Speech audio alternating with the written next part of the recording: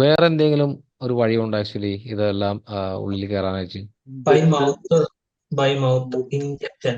Injection by mouth മാത്രമാണോ actually ഉള്ളത്? Injection പിന്നെ കൂടാതെ ഇഞ്ചക്ഷൻ വരും sir, by penetrating skin through penetration. Yes. Injection എന്തെങ്കിലും ഉദാഹരണം പറയാമോ ആർക്കെങ്കിലും? Dog bite, simple. Very snake good. Bite. ഇഞ്ചക്ഷന് മറ്റൊരു ഉദാഹരണം കൂടെയുണ്ട്. അതായിരുന്നു ഏറ്റവും കൂടുതൽ കൺസേൺഡ് ആയിരുന്നത് പണ്ട് കാലങ്ങളിൽ. ഇപ്പോഴും കുറെ ഹോസ്പിറ്റലുകളിലൊക്കെ ഇപ്പോഴും അങ്ങനെയൊക്കെ തന്നെയാണെന്ന് തോന്നുന്നു. ഇപ്പോൾ അത്ര അധികം ഫെസിലിറ്റീസും അതുപോലെ സാമ്പത്തിക ബാക്ക്ഗ്രൗണ്ട് ഒന്നും ഇല്ലാത്ത ഹോസ്പിറ്റലുള്ള ഒരു പ്രശ്നമാണ് ആക്ച്വലി ഈ വേസ്റ്റ് മാനേജ്മെന്റ്, അതായത് ക്ലിനിക്കൽ വേസ്റ്റിന്റെ മാനേജ്മെന്റ്. അപ്പോൾ അത് സാധാരണ ഈ ക്ലിനിക്കൽ വേസ്റ്റ് അതിൽ പെടുന്നതാണ് നീഡിൽസും, അല്ലെ? ഇപ്പൊ നല്ല ഹോസ്പിറ്റലൊക്കെ ആണെങ്കിൽ നമ്മൾ കാണും ഈ നമ്മളൊരു തവണ ഒരു ഇഞ്ചക്ഷൻ അല്ലെങ്കിൽ മെഡിസിൻ ഇഞ്ചക്ട് ചെയ്ത് കഴിഞ്ഞാൽ ആ സിറിഞ്ച് അവർ ഇൻസിനറേറ്റ് ചെയ്യും, കത്തിച്ചു കളയും. പക്ഷെ അത് എല്ലാ ഹോസ്പിറ്റലും ഉണ്ടാവണമെന്നില്ല. അപ്പൊ ഈവൻ എൻ്റെ ഒക്കെ ചെറുപ്പകാലത്ത് എനിക്ക് ഓർമ്മയുണ്ട്, ഇവിടെ അടുത്തുള്ള ഈ ഗവൺമെന്റ് ഹോസ്പിറ്റലൊക്കെ ഞങ്ങൾ പോകുമ്പോൾ വളരെ ചെറുപ്പത്തിൽ ഗ്ലാസിന്റെ ആയിരുന്നു സിറിഞ്ച്, അതുപോലെ ഫുള്ളി സ്റ്റീലിന്റെ നീഡിലും. അത് ചേഞ്ച് ചെയ്യൊന്നുമില്ല. സർക്കാർ ഇതാണ്, ഒരാളെ കുത്തിക്കഴിഞ്ഞാൽ അത് വെച്ചിട്ട് തന്നെയാണ് വേറൊരാൾ ഉപയോഗിക്കുക. പക്ഷെ അവർ ചെയ്യുന്നത് അത് ഓവനിൽ വെക്കും, പിന്നെ അതുപോലെ തന്നെ ഡിസിൻഫെക്റ്റ് ചെയ്യുന്ന ഒരു ലിക്വിഡിൽ ഇട്ടിട്ട് വെക്കും. അങ്ങനെയാണ് അത് യൂസ് ചെയ്തിരുന്നത്. അപ്പൊ ആ ഒരു സിറ്റുവേഷൻ ഇപ്പോൾ നമുക്ക് ഇന്ന് ലോകത്ത് ഒരിക്കലും കാണാൻ പറ്റില്ല ഇപ്പോഴത്തെ ഒരു കണ്ടീഷനിൽ. അത്രയും പോലും നമ്മൾ ആരും റിസ്ക് എടുക്കില്ല, അത്രയ്ക്ക് അഡ്വാൻസ്ഡ് ആയി എല്ലായിടത്തും കാര്യങ്ങൾ. അപ്പൊ ഇത് പ്രശ്നം എന്താണെന്ന് വെച്ച് കഴിഞ്ഞാൽ ഇതെല്ലാം ക്ലിനിക്കൽ വേസ്റ്റ് ആയിട്ട് നമ്മൾ ഈ നീഡിൽസ് ഇൻസെൻട്രേറ്റ് ചെയ്യപ്പെടാത്ത നീഡിൽസൊക്കെ നമ്മളതിനെ ക്യാപ്പ് ഇട്ടിട്ട് ഡിസ്പോസ് ചെയ്യും. സോ ഇത് റിമൂവ് ചെയ്യാൻ കുറച്ച് ആൾക്കാർ വരും, ക്ലീനേഴ്സോ അല്ലെങ്കിൽ മുനിസിപ്പാലിറ്റിയോ അല്ലെങ്കിൽ അതാത് അതോറിറ്റിയിലെ ആൾക്കാർ. ഏതൊരു ഹോസ്പിറ്റലൊക്കെ ഒരു വലിയ ഹോസ്പിറ്റലൊക്കെ ആണെങ്കിൽ 1000 2000 നീഡിൽസ് ഒക്കെ ഒരു ദിവസം യൂസ് ചെയ്യും, വലിയ ഹോസ്പിറ്റലുകളൊക്കെ ആണെങ്കിൽ. അപ്പോൾ ഒരു മാസത്തേക്ക് നിങ്ങൾ ആലോചിച്ച് നോക്കുക എത്ര ആയിരം നീഡിൽസ് വേണ്ടി വരും. അപ്പോൾ ഇതെല്ലാം നീഡിൽസ് അതുപോലെ തന്നെ കാനുലാസ് ഇങ്ങനെയുള്ള സാധനങ്ങൾ, അതായത് ഒരു എഡ്ജുള്ളത്, ഷാർപ്പ് എഡ്ജുള്ളത്. അപ്പോൾ ഇതെല്ലാം സാധാരണ പണ്ടൊക്കെ റിമൂവൽ ഉണ്ടാകുന്നത് ബൈ ഹാൻഡ് ആണ്, ഇതിന് ക്ലീൻ ചെയ്യാൻ ആൾക്കാരുണ്ട്. അപ്പോൾ അവർക്കെല്ലാം പലപ്പോഴും ഈ നീഡിൽ സ്റ്റിക്ക് ഇഞ്ചുറീസ് എന്ന് പറഞ്ഞൊരു പ്രശ്നമുണ്ട്. ഇതെല്ലാം കൈകാര്യം ചെയ്യുന്നതിനിടയിൽ കയ്യില് കാലിലൊക്കെ കയറും. അപ്പോൾ ഇതിൽ പലപ്പോഴും ഈ ബ്ലഡ് ബോൺ പാത്തോജൻസോ അങ്ങനെ പറഞ്ഞ സംഭവങ്ങളൊക്കെ ഉണ്ടല്ലോ, നമ്മുടെ HIV ഒരു ഇതാണ് ആക്ച്വലി. അപ്പൊ അങ്ങനെയുള്ള ഇതെല്ലാം ഇൻഫെക്റ്റഡ് ആവാനുള്ള സാധ്യതയുണ്ട്. അപ്പൊ അങ്ങനെയുള്ള പല കേസുകളും പലപ്പോഴും അവർ നിരപരാധികളായിരിക്കും, അല്ലെങ്കിൽ തെറ്റുകൾ ചെയ്യാത്തവർ, അല്ലെങ്കിൽ വേറെ എക്സ്പോഷർ ഒന്നും ഇല്ലാത്തവരായിരിക്കാം, ഹെപ്പറ്റൈറ്റിസ് B. സോ ഇതിൽ നിന്നും റിക്കവറി വളരെ കുറവാണ്. അപ്പൊ അതൊരു വലിയൊരു കൺസേൺ ആയിരുന്നു ആക്ച്വലി, നീഡിൽ സ്റ്റിക്ക് ഇഞ്ചുറീസ് എന്ന് പറയുന്നത്. ഇനി ഇപ്പോൾ കുറച്ച് നേരത്തെ അരുൺ പറഞ്ഞ പോലെ ഡോഗ് ബൈറ്റ്, സ്നേക്ക് ബൈറ്റ്, സാധാരണ നമ്മൾ വർക്ക് ചെയ്യുന്ന സ്ഥലത്ത് അങ്ങനത്തെ ഒരു സിറ്റുവേഷൻ നമ്മൾ പ്രതീക്ഷിക്കും, സ്നേക്ക് ബൈറ്റ് ഒക്കെ. പക്ഷെ ഒരിച്ചിരി റിമോട്ട് ഏരിയയിലേക്കോ മരുഭൂമിയിലേക്കോ അല്ലെങ്കിൽ അങ്ങനെയുള്ള സ്ഥലങ്ങളിലൊക്കെ, ഇപ്പോൾ ഉദാഹരണം പറയാണ്, ഒരു ടീം, ഒരു റിസർച്ച് ടീം, എന്ന് പറയാം ഫോറസ്റ്റ് റിസർച്ച് ടീം, ഇവർക്ക് ഉള്ള വൺ ഓഫ് ദ ബിഗ്ഗസ്റ്റ് ത്രെറ്റുകളാണ് ഇതെല്ലാം, അല്ലേ? പ്രത്യേകിച്ച് നിങ്ങളൊന്ന് ആലോചിച്ച് നോക്കിയാൽ ആമസോൺ കാടുകളിലേക്കൊക്കെ പോകുന്ന ആൾക്കാർ, അപ്പൊ നമുക്ക് പ്രതീക്ഷിക്കാൻ പോലും പറ്റാത്ത രീതിയിലുള്ള പോയിസൺസ് അല്ലെങ്കിൽ ഹസാഡസ് ക്രീച്ചേഴ്സ് ഉള്ള സ്ഥലങ്ങളാണ് അതെല്ലാം. ഇവിടെയെല്ലാം നമുക്ക് ഇത്തരത്തിലുള്ള അസസ്മെന്റ് വേണ്ടി വരും, നിലവിൽ അറിയുന്ന മെത്തേഡ്സ് എല്ലാം യൂസ് ചെയ്തുകൊണ്ടുള്ള പ്രിക്കോഷൻസ്. അപ്പൊ അവിടെ നമുക്കൊരു കോഷൻ്റെ ആപ്ലിക്കേഷൻ ഉണ്ട്. അപ്പം അപ്പൊ നമ്മൾ പറഞ്ഞു വന്ന ആക്ച്വലി ഇതിനെല്ലാം കൂടി ഒരുമിച്ച് പറയുന്ന ഒരു പേരാണ്, ഈ 4 മെത്തേഡിൽ കൂടിയാണ് നോർമൽ കേസുകളിൽ ഒരു കെമിക്കൽ ഉള്ളിലേക്ക് കടക്കുന്നത്. സ്കിൻ അബ്സോർപ്ഷൻ, ജിജോ പറഞ്ഞ പോലെ സിമെന്റ് കുറെ നാൾ നമ്മൾ യൂസ് ചെയ്യുമ്പോൾ എന്താണ്, അല്ലെങ്കിൽ ചില ആൾക്കാർക്ക് സിമെന്റ് കയ്യിലായ അപ്പം തന്നെ നമുക്ക് അതിന്റെ റിയാക്ഷൻ സ്കിൻ റിയാക്ട് ചെയ്യും, അല്ലെങ്കിൽ പൊള്ളൽ വരും, അല്ലെ? ചൊറിച്ചിൽ വരുന്നവരുണ്ട്.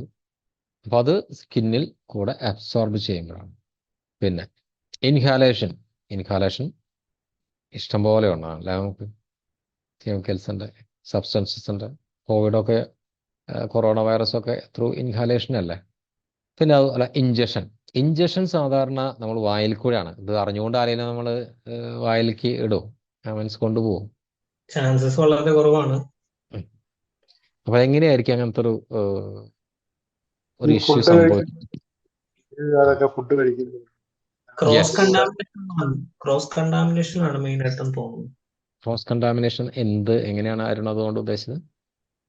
ലൈക്ക് കെമിക്കൽ ഹാൻഡിൽ ചെയ്ത ശേഷം പ്രോപ്പർ തറവായിട്ട് ഹാൻഡ് വാഷ് ചെയ്യാതിരിക്കുക, യെസ്. അല്ലെങ്കിൽ കെമിക്കൽ ഹാൻഡിൽ ചെയ്യുന്ന സ്ഥലത്ത് ഫുഡ് എക്സ്പോസ് ആയിട്ടിരിക്കുക, പിന്നെ ഡ്രിങ്കിങ് വാട്ടർ എക്സ്പോസ് ആയിട്ടിരിക്കുക, അതേപോലെ സ്മോക്ക് ചെയ്യുന്ന ഇത് പ്രോപ്പറായിട്ട് ഹാൻഡിൽ ചെയ്യാതെ സ്മോക്ക് ചെയ്യുക, അങ്ങനെയുള്ള കാര്യങ്ങൾ വരുമ്പോൾ കയ്യിൽ നിന്ന് ഡയറക്റ്റ് വായിലേക്ക് ഇതുവഴി നമ്മുടെ വയറ്റിലോട്ട് പോകാനുള്ള സാധ്യതകൾ. ഇത് തന്നെയാണ്, ഇതൊക്കെ തന്നെയാണ് ശരിയായ ആൻസേഴ്സ്. ഇങ്ങനെയൊക്കെ ഉള്ളിലേക്ക് കയറാം. പലപ്പോഴും സംഭവിക്കുന്ന വർക്ക് സൈറ്റിലൊക്കെ ഈ പ്രത്യേകിച്ച് കോൺക്രീറ്റും പെയിന്റിങ് വർക്കും ഇങ്ങനെയുള്ള ചെയ്യുന്ന ആൾക്കാരൊന്നും നമ്മളുടെ നാട്ടില് ഞാൻ അണ്ടർ ഇതെല്ലാം ചെയ്യുന്ന ആക്ച്വലി ഈ വർക്ക്ഷോപ്പുകളുണ്ടല്ലോ വെഹിക്കിൾസിന്റെ, ഈ ബൈക്കും കാറൊക്കെ വർക്ക്ഷോപ്പിലൊക്കെ മെക്കാനിക്കുകളൊക്കെ വർക്ക് ചെയ്യുന്നുണ്ടാവും. അപ്പോൾ അവിടെ പുറത്തൊരു സ്റ്റൈലേ അല്ല ഇവിടെയുള്ളത്. മൊത്തം ശരീരം മുഴുവൻ ഗ്രീസും ഓയിലും അങ്ങനെയുള്ള ഡ്രസ്സുകളാണ് ഒരാഴ്ച മുഴുവൻ ചിലപ്പോൾ അത് തന്നെ ഉപയോഗിക്കുന്നത്. പിന്നെ ഇതെല്ലാം ഒരു പകൽ രാവിലെ തുടങ്ങി കഴിഞ്ഞാൽ വർക്ക് മൊത്തം എല്ലായിടത്തും ഗ്രീസും ഓയിലൊക്കെ ആയിട്ടുണ്ടാവും. കൈയൊന്നും എന്താ പറയുക, ഒരു രക്ഷയില്ല, അതുപോലെ ആയിട്ടുണ്ടാവും. വൈകുന്നേരം ഇത് ക്ലീനിങ് മെത്തേഡ് വളരെ രസമാണ്.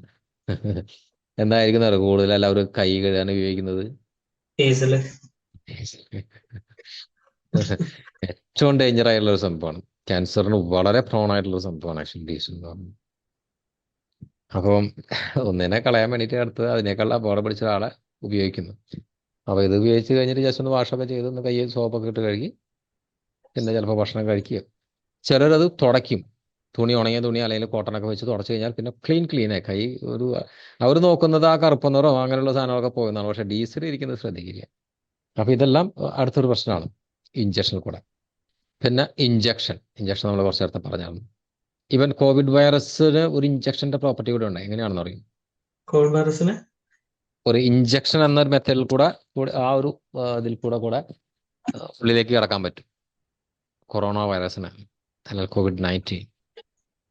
കണ്ണിൽ കൂടെ തെളിക്കുന്നു പറയുന്നില്ലേ, നമുക്ക് ആ ഗ്ലാസ് ഒക്കെ വെക്കാൻ പറയുന്നത് കൊണ്ടാണ്. ആ സ്പ്ലാഷസ് കണ്ണിലായാലും ഡേഞ്ചറസ് ആണ്. നമ്മൾ പറയില്ല ഡ്രോപ്ലെറ്റുകൾ, എയർബോൺ ഡ്രോപ്ലെറ്റുകളും ഉണ്ടാവാം ഈ കഫ് ചെയ്യുമ്പോഴൊക്കെ.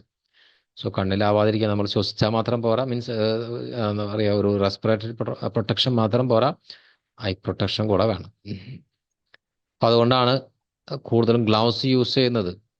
നമ്മൾ മാസ്ക് മാത്രം പോരാ, ഗ്ലൗസ് കൂടെ യൂസ് ചെയ്യുന്നത് എൻകറേജ് ചെയ്തിരുന്നത് അല്ലേ. നമ്മൾ ബെയറായിട്ടുള്ള സ്റ്റെയർ കേസുകൾ, അതുപോലെ എസ്കലേറ്ററിൻ്റെ ഹാൻഡ് റെയിൽസ്, ഇതെല്ലാം പണ്ട് ആ ഒരു സമയത്ത് ആർക്കെങ്കിലും തൊടാൻ പോലും ധൈര്യം ഉണ്ടായിരുന്നു. നമുക്ക് ബസ്സിൽ കയറി കഴിഞ്ഞാൽ അങ്ങനെ പിടിക്കും. ഇച്ചിരി റിസ്കി സമയമായിരുന്നു. സോ എന്നിട്ട് നമ്മളത് മൂക്കിൽ കൊണ്ടുപോയില്ല, ചിലപ്പോൾ കണ്ണ് തിരുമ്പിയാൽ മതി, കണ്ണിൽ എന്തെങ്കിലും പോകും. സോ അതിനുള്ള പൊട്ടൻഷ്യൽ ഉണ്ടായിരുന്നു. സോ ഇതൊക്കെയാണ് ഇതിനെ നമ്മൾ കോമൺ ആയിട്ട് പറയുന്ന പേരാണ് റൂട്ട് ഓഫ് എൻട്രി. ഒരു കെമിക്കൽ ശരീരത്തിലേക്ക് കടക്കാവുന്ന കെമിക്കൽ മാത്രമല്ല, ഹസാഡസ് സബ്സ്റ്റൻസസ് അതിൽ വരുന്നത് തന്നെയാണ്. ആക്ച്വലി കോമ്പൗണ്ട് ആണ് സബ്സ്റ്റൻസസ് അല്ലെങ്കിൽ എലമെന്റ്സ് ഒക്കെയാണ്. സോ എല്ലാതും വരുന്നതാണ്. കെമിക്കൽസ് വരാം, മറ്റുള്ള പാത്തോജൻസോ ഇതെല്ലാം അതിനകത്ത് വരാം. അപ്പോൾ ഇതെല്ലാം ഉള്ളിൽ കിടക്കണമെങ്കിൽ അതിന് നമ്മൾ കോമൺ ആയിട്ട് പറയുന്നൊരു പേരാണ് റൂട്ട് ഓഫ് എൻട്രി അല്ലെങ്കിൽ റൂട്ട്സ് ഓഫ് എൻട്രി. ഇനി ഇവൻ ഉള്ളിൽ കടന്നു കഴിഞ്ഞാൽ എങ്ങനെയൊക്കെ ആയിരിക്കും പുള്ളിയുടെ പ്രതികരണങ്ങൾ?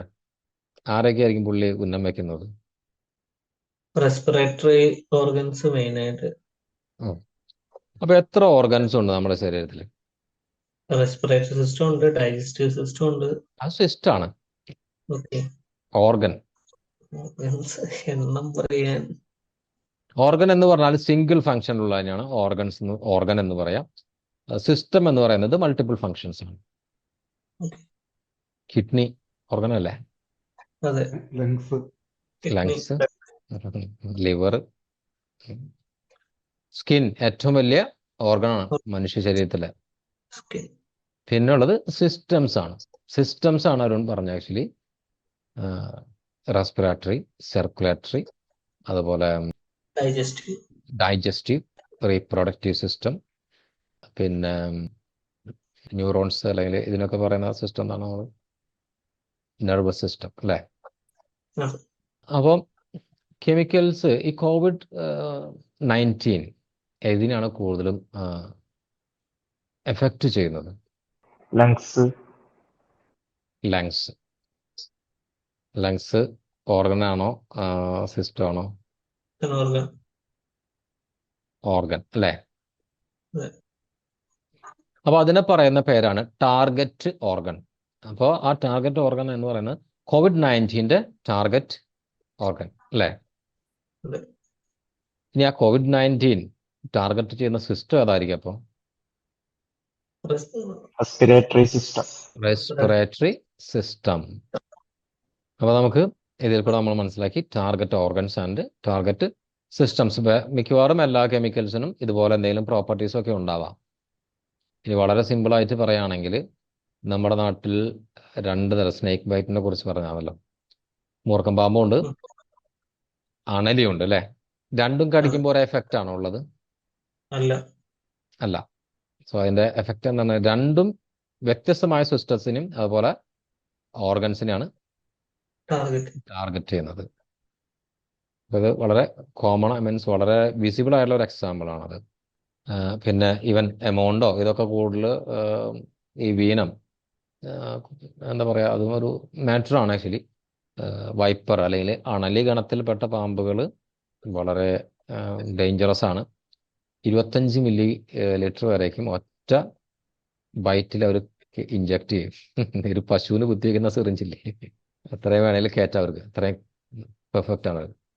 മൂർഖൻ അങ്ങനെയുള്ള ഈ കോബ്ര അതൊക്കെ എന്ന് പറഞ്ഞത് 10 to 15 ഒക്കെയാണ് അവരുടെ ഒരു.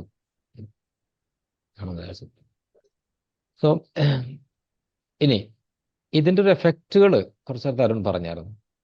പാമ്പ് കടിച്ചു, പിന്നെ സിഗരറ്റ് സ്മോക്കിംഗ് കൊണ്ടുവരുന്ന ഇഷ്യൂസ്. ഇതിൻ്റെ 2 എഫക്റ്റിന് നമ്മൾ ഓരോ പേര് പറയാറുണ്ട്. ക്രോണിക്. യെസ്.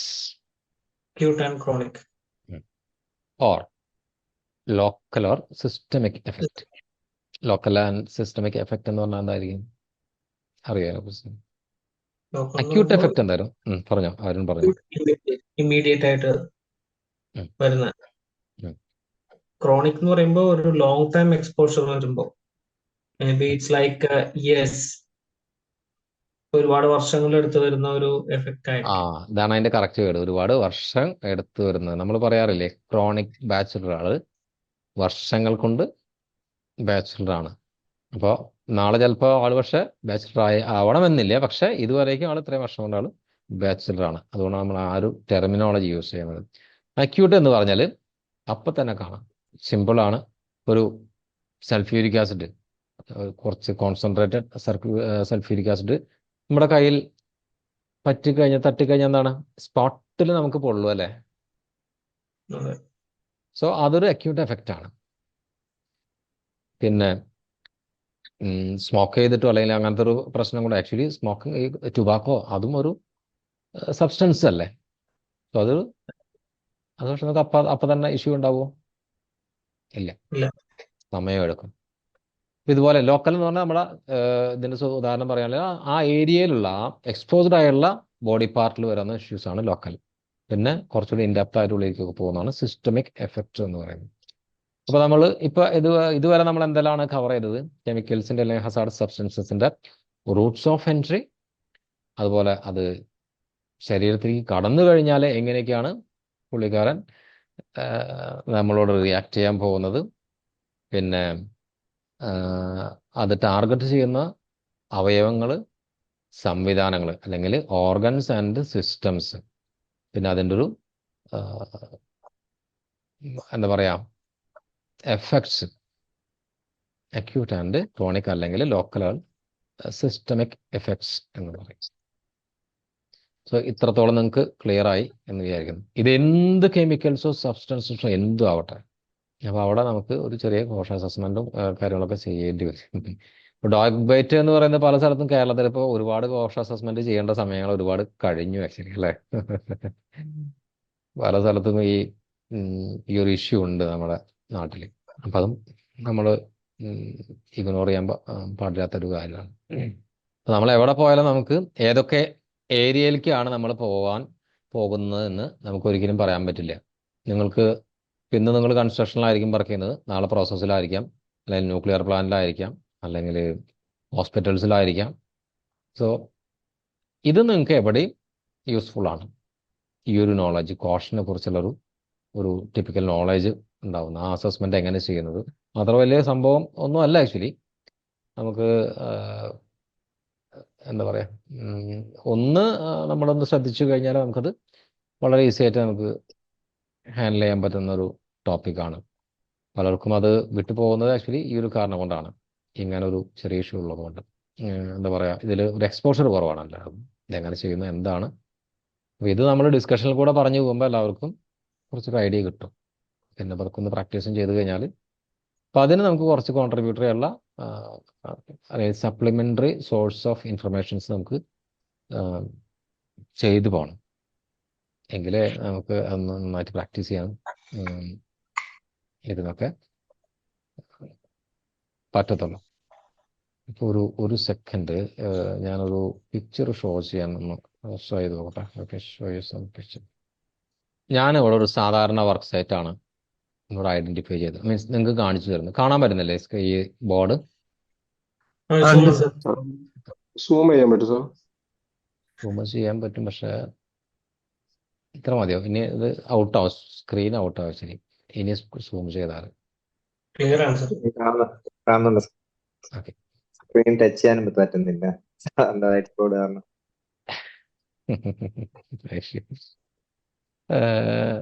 പിന്നെ ഇത് പലതരത്തിലുള്ള ഹസാർഡ്സും ഉണ്ട് ആക്ച്വലി. സേഫ്റ്റി ഹസാർഡ്സും ഫിസിക്കൽ ഹസാർഡ്സും എല്ലാം ഉണ്ട്. പക്ഷേ ഇവിടെ നമ്മുടെ ചോദ്യം എന്ന് പറയുന്നത്, ഈ ഒരു പിക്ചറിൽ നിങ്ങൾ ഐഡന്റിഫൈ ചെയ്യേണ്ടത്, പറഞ്ഞാൽ മതി, ഓരോരുത്തർ പറഞ്ഞു കഴിഞ്ഞാൽ ഞാനത് നോട്ട് ചെയ്യാം. എന്തൊക്കെ possible chemicals and biological agents ആണ് നിങ്ങൾക്ക് ഇവിടെ ചെയ്യാൻ പറ്റുന്നത്? ഞാൻ പതുക്കെ അത് പേനോട് നോട്ട് ചെയ്യാം. അല്ലെങ്കിൽ വേണ്ട, പേന വേണ്ട ആക്ച്വലി, അതിനേക്കാൾ നല്ലത് നമുക്ക് ഈ ബോർഡിൽ തന്നെ ചെയ്യാൻ പറ്റും. ട്രൈ. ചോദ്യം എന്തായിരുന്നു സാർ? ഈ പിക്ചറിൽ നോക്കിയിട്ട് ഇവിടെ നമുക്ക് പോസിബിൾ ആയിട്ട് എത്രത്തോളം കെമിക്കൽസ് അല്ലെങ്കിൽ ഹസാർഡസ് സബ്സ്റ്റൻസസിനെ നിങ്ങൾക്ക് ഇവിടെ കാണാൻ പറ്റും. ആക്ച്വലി നിങ്ങൾ ഇവിടുത്തെ ഒരു സേഫ്റ്റി പ്രൊഫഷണലാണ് ഈ സൈറ്റിൻ്റെ.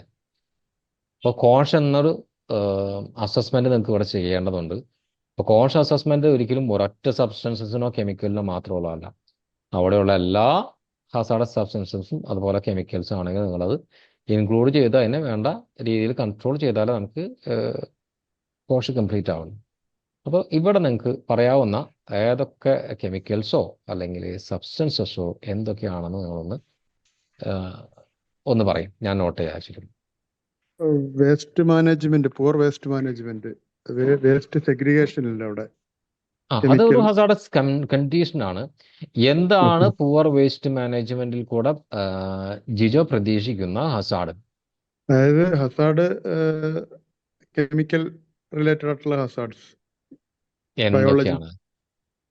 എന്താണ് ഇപ്പോൾ നമുക്ക് കെമിക്കൽ എന്ന് പറഞ്ഞു, ഇവിടെ ഇതിനകത്ത് പല കെമിക്കൽസും ഉണ്ട്. അപ്പൊ നമുക്ക് അതിനെ അങ്ങനെ കൺട്രോൾ ചെയ്താൽ മതിയോ? സാർ നമുക്ക് അവിടെ സ്ട്രക്ചറിൽ ഒരു ഡീസലിന്റെ ഒരു ടിന്ന് കാണാൻ പറ്റുന്നുണ്ട്, ഒരു ടാങ്ക്. Okay, good. ഡീസൽ ഒരു പൈപ്പ് കട്ട് ചെയ്യുന്നുണ്ട്, അപ്പൊ മെറ്റലിന്റെ dust inhalation. Okay. Sir waste ബിന്നിന്റെ അകത്ത് ബയോളജിക്കൽ ഹസാർഡ്സ് വേസ്റ്റ് മാനേജ്മെന്റ് അത് വരുമ്പോ വേസ്റ്റ് ബിന്ന് എവിടെയാണ്? വേസ്റ്റ് ബിന്നിൽ loader yes. Okay. Loader, front loader. ഇവിടെ ഏതൊക്കെ ഹസാർഡ്സിനെ പ്രതീക്ഷിക്കുന്നുണ്ട് ഈ വേസ്റ്റില്? അതില് മെയിനായിട്ട് ഈ റാറ്റ് പോലുള്ള ബയോളജിക്കൽ ഏജൻസിന്റെ റാറ്റ് എന്ന് പറയുന്നത് ഒരു ഹസാർഡിന്റെ കാരിയർ ആണ് റാറ്റ്. നമുക്ക് ഹസാർഡിനല്ലേ കണ്ടെത്തേണ്ടത്? Fire hazard. Fire hazard fire actually ഫയറിനെ നമുക്ക് ഇവിടെ കെമിക്കലായിട്ട് പറയാൻ പറ്റില്ല. ആക്ച്വലി ഇതൊരു റാപ്പിഡ് ഓക്സിഡേഷൻ ആണ് ഫയർ എന്ന് പറയുന്നത്. ബട്ട് സ്റ്റിൽ സാറിന് അവിടെ മേലിരുന്ന് ബ്രെഡ് കഴിക്കുന്നുണ്ട്. ബ്രെഡ് കഴിക്കുന്നതിൽ കൂടെ അതൊരു ആക്ടിവിറ്റിയാണ്, അൺസേഫ് ആക്ടിവിറ്റിയാണ്, അല്ലെങ്കിൽ അൺസേഫ് സാർ ആക്ട്. ആ പവറിന്റെ ഡോറ് ഓപ്പൺ ആയിട്ടുള്ള അതുകൊണ്ട് എന്താണ് പ്രശ്നം? അത് വാട്ടറൊക്കെ പോവാൻ സാധ്യത അല്ലേ? ഹസാർഡ് എന്ന് പറഞ്ഞ വാക്കിന്റെ അർത്ഥം എന്തായിരുന്നു? Something with potential to cause harm. എന്ത് സാധനം അപകടം വരുത്താനോ അല്ലെങ്കിൽ നഷ്ടം വരുത്താനോ ക്യാപ്പബിൾ ആയിട്ടുള്ള എല്ലാത്തിനും നമുക്ക് ഹസാർഡ് എന്ന് പറയാം. ആൾക്കാർ അവിടെ ഈ ക്ലോസ് ആയിട്ട് കിടന്ന് ഉറങ്ങുന്നെന്ന് തോന്നുന്നു, മറ്റേ മൂവിങ് എക്യുപ്മെന്റ്സിന്റെ. അത് സേഫ്റ്റി ഹസാർഡ് അല്ലേ ജിജോ? ഇവിടെ നമ്മുടെ ചോദ്യം എന്താണ്? അതെ അതെ. Substances and chemicals. സാർ ആ കിടന്നുറങ്ങുന്ന ആള് വേസ്റ്റിന്റെ അടുത്താണ്. സോ ത്രൂ ഇൻഹലേഷൻ ഈ മൈക്രോ ഓർഗാനിസംസ് എൻട്രി ചെയ്യാനുള്ള സാധ്യതയില്ലേ? യെസ്. അവിടെ അതിനെന്തെങ്കിലും ഒരു ഉദാഹരണം പറയാവോ? എന്ത് മൈക്രോ ഓർഗാനിസം ആണ്? നമുക്കത് അങ്ങനെ പറയാതിരുന്നു കഴിഞ്ഞാൽ അതിനുവേണ്ട പ്രിക്കോഷൻസ് കൂടെ നമ്മൾ ഐഡന്റിഫൈ ചെയ്യണ്ടേ. അപ്പൊ അങ്ങനെ ഒരു ഇൻഹാലേഷൻ ഉണ്ട്, അതിന് എന്ത് പ്രിക്കോഷൻ എടുക്കുന്ന